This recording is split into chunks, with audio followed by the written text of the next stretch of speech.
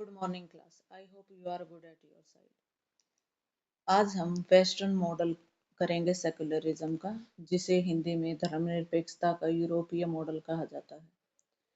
भारत का जो सेकुलरिज्म है उसकी इस रूप में आलोचना की जाती है कि भारत ने जो सेकुलरिज्म विचार को अपनाया है वो वेस्टर्न से लिया है। All the secular states have one thing in common: they are neither theocratic nor do they establish a religion. तो सभी धर्मनिरपेक्ष राज्यों में एक चीज सामान्य है कि वो न तो धर्मतांत्रिक हैं और न ही किसी खास धर्म की स्थापना करते हैं। However, in many commonly prevalent conceptions inspired mainly by the American model. लेकिन अधिकतर जो भी संकल्पना है यानी कि जो भी विचार है धर्मनिरपेक्षता से, वो अमेरिकन मॉडल से ही इंस्पायर है यानी कि प्रेरित है। सेपरेशन ऑफ रिलीजियन, धर्म से अलगाव जो भी है स्टेट का, is understand as mutual exclusion. तो ये इस बात का विरोध करता है कि धर्म और राज्य में अलगाववाद होना चाहिए। The state will not intervene in the affair of religion. In the same manner, the religion will not interfere in the affair of the state. ये वाली लाइन बेटा काफी इंपॉर्टेंट है और काफी इजी भी है कि जो स्टेट है वो राज्य धर्म के मामले में हस्तक्षेप नहीं करेगा और धर्म राज्य के मामले में कोई हस्तक्षेप नहीं करेगा यानी कि इंटरफेयर नहीं करेगा। Each has a separate sphere of its own with the independent jurisdiction. तो इस प्रकार जो सेपरेशन है तो दोनों का ही जो क्षेत्र है वो बिल्कुल एक दूसरे से स्वतंत्र है।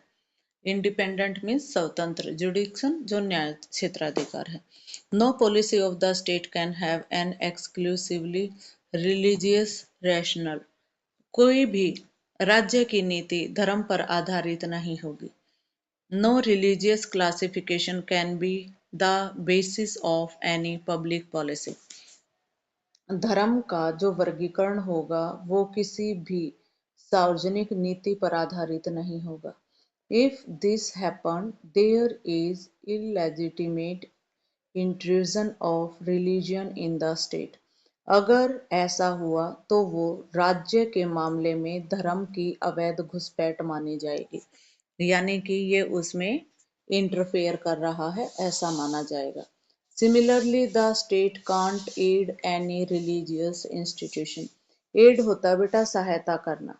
उसी प्रकार राज्य किसी भी धार्मिक संस्था की कोई भी मदद नहीं करेगा। It can't give official support to educational institution run by religious community. तो इस प्रकार राज्य किसी भी एजुकेशनल इंस्टीट्यूशन यानी कि जो शैक्षणिक संस्था है जो धार्मिक समुदाय द्वारा चलाई जाएगी उसको किसी भी प्रकार की धन से सहायता नहीं करेगा। नोर कैन इट हिंडर, हिंडर होता बेटा बाधा डालना, the activities of religious communities. धार्मिक जो भी समुदाय के द्वारा जो भी गतिविधि की जाएगी राज्य उसमें किसी भी प्रकार की कोई भी बाधा नहीं डालेगा। For example, if a religious institution forbids a women from becoming a priest then the state can do little about it. अब यहाँ पर आपको एग्जाम्पल देकर समझाया गया है कि यदि कोई भी धार्मिक संस्था को ने मना किया है कि वुमेन कोई भी पुरोहित यानी कि पुजारी नहीं बनेगी तो राज्य इसमें कुछ भी नहीं कर सकता। इट मीन्स वो धर्म है जो औरत को पुरोहित के रूप में अगर नहीं स्वीकार करता तो राज्य इसमें किसी भी प्रकार का रिफॉर्म या इंटरफेयर नहीं करेगा। If a religious community excommunicate its dissenters, the state can only be a silent witness. यदि धार्मिक जो समुदाय है अपने खिलाफ कोई भी असहमति वाली बातें स्वीकार नहीं करेगा, उनका बहिष्कार करेगा, तो भी स्टेट उसमें बिल्कुल साइलेंट मतलब मूक गवाह के रूप में देख सकता है लेकिन कुछ भी नहीं कर सकता। यानी कि अगर कोई भी किसी भी विचार का राज्य विरोध करता है तो धर्म विरोध करता है, किसी भी मतावली का बहिष्कार करता है, तो राज्य इस मामले में भी बिल्कुल चुप्पी साध लेगा, उसके रिगार्डिंग कुछ एक शब्द भी नहीं कहेगा। If a particular religion forbid the entry of some of its members in the sanctum of its temple, scam जो बेटा स्कैंटम होता है वो होता है गर्भगृह, यानी कि अगर कोई भी पर्टिकुलर धर्म किसी भी मेंबर को मंदिर के गर्भगृह में जाने की अनुमति नहीं देता, तो भी राज्य के पास कोई ऑप्शन नहीं है कि वो इस मैटर में कुछ कर सके। Then the state has no option but to let the matter rest exactly where it is, यानी कि यहाँ पर भी राज्य जो भी स्थिति है उसको बने रहने दे सकता है, उसमें कोई भी इंटरफेयर नहीं कर सकता।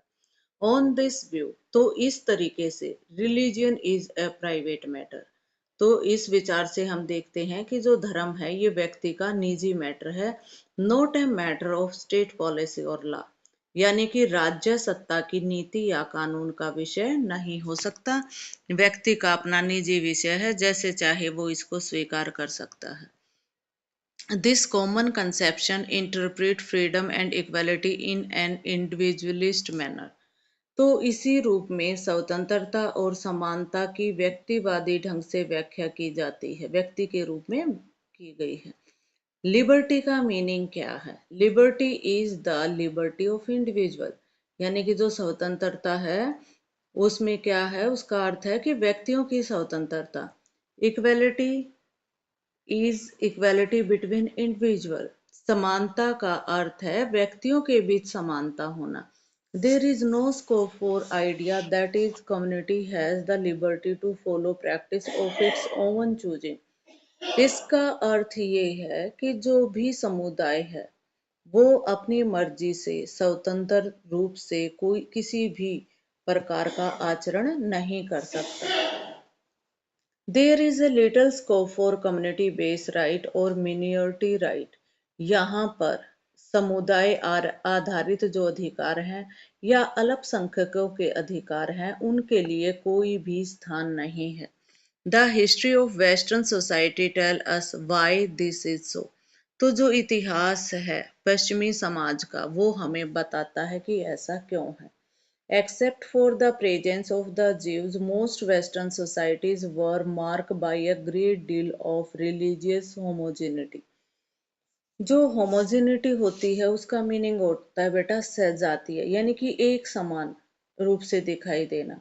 अगर यहाँ पर हम यहूदियों की उपस्थिति को छोड़ दें तो ज्यादातर जो वेस्टर्न सोसाइटी है वो काफी हद तक धार्मिक रूप से सजातीय हैं, यानी कि एक जैसे धर्म ही यहाँ पर पाए जाते हैं। Given this fact, they naturally focus on intra-religious domination। अब इस तथ्य पर आधारित होने के कारण प्राकृतिक रूप से ये इंट्रा रिलीजियस डोमिनेशन पर ही फोकस करते हैं। जब बेटा हमने चैप्टर शुरू किया था तो इंटर और इंट्रा का डिफरेंस आपको बताया था कि इंट्रा रिलीजियस जो डोमिनेशन होता है उसमें एक धर्म के लोग ही अपने धर्म के लोगों पर अपना वर्चस्व स्थापित करते हैं, while strict separation of the state from the church is emphasized to realize, among other things, individual freedom, issue of interreligious equality are often neglected। तो यहाँ पर बहुत सारे मामले ऐसे हैं जहाँ पर व्यक्तिगत स्वतंत्रता को साकार करने के लिए चर्च राज्य से संबंधित जो अलगाव है उस पर कड़ाई के साथ बल दिया जाता है। तो इसीलिए जो इंटर रिलीजियस इक्वालिटी है तो इसलिए जो अल्पसंख्यकों के अधिकार हैं प्राय वो अपेक्षित रह जाते हैं, नेग्लेक्ट कर दिए जाते हैं, उनको को कुछ भी मतलब नहीं माना जाता। Finally, this form of mainstream secularism has no place for the idea of state-supported religious reform। तो इस तरह की जो धर्मनिरपेक्षता में राज्य के द्वारा जो समर्थन किया जाता है धार्मिक सुधार के लिए कोई जगह नहीं है। तो यहाँ पर हम अमेरिकन मॉडल में यही देखते हैं बेटा, जो वेस्टर्न का मॉडल है, यहाँ पर राज्य यथास्थिति बनाकर रख सकता है लेकिन उसमें इंटरफेयर बिल्कुल भी नहीं करता। लेकिन अगर हम इंडियन मॉडल पढ़ेंगे सेकुलरिज्म में, तो जब कभी भी जरूरत पड़ती है राज्य धर्म में इंटरफेयर करता है। This feature follow directly from its understanding that the separation of state from church religion entails a relationship of mutual exclusion। तो ये विशेषता सीधे तौर पर इस समझ से निकलती है कि राज्य और धर्म के अलगाव के लिए इनका पारस्परिक निषेध होना जरूरी है, यहाँ पर इंटरफेयर नहीं होना है। तो अगर हम इंडियन मॉडल है जो सेकुलरिज्म का, उसकी बात करें, तो यहाँ पर हम देखते हैं कि राज्य ने कई बार धर्म में इंटरफेयर किया है। जैसे अनटचेबिलिटी को बैन किया आर्टिकल 17 के अकॉर्डिंग 1955 में। तो बेटा ये राज्य का यानी कि स्टेट का इंटरफेयर करना हुआ धर्म में। जब भी राज्य को इंडिया में ऐसा लगता है भाई इंटरफेयर करना चाहिए, तो ये इस बात से परहेज नहीं करता। तो ये अमेरिकी मॉडल और जो इंडियन मॉडल है उसमें एक डिफरेंस के रूप में आप काउंट कर सकते हो। तो जो इंडियन मॉडल है सेकुलरिज्म का, वो हम नेक्स्ट वीडियो में करेंगे। इसके साथ आज की वीडियो समाप्त होती है। Thank you, have a nice day.